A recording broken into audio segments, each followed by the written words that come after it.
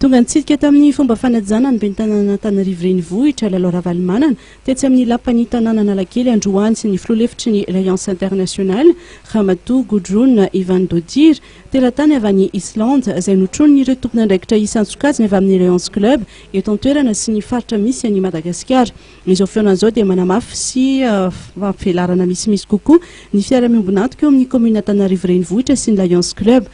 Ankoatr'izay dia nisy ny fanolorana takelaka mari-pamantarana ho an'ny ben'ny tanàna lalao ravalimanana nataon'ny vahiny ho fanamarina ny asa miteraka fampandrosoana. Namaran-Ramatoa Gudrun Ivan Dodir fa afaka fotoana fohy dia izy no lasa filohan'ny Alliance Club International ka tsy kely soroka izy amin'ny fijerena ny fiara-miasa sy fanampiana raha ny commune Antananarivo renivohitra no resahana amin'ny alalan'ny fiarahamonina antoka amin'ireo sehatra misahana fampandrosoana eto Madagasikara sy ny orinasa goavana izay efa manana ny toerany eo amin'ny fandrarana sy ny fampiasam-bola. Amin'ny maha vehivavy tarika azy koa dia ho jerena manokana amin'ny fikarakarana sy fampandrosoana ny tontolon'ny vehivavy.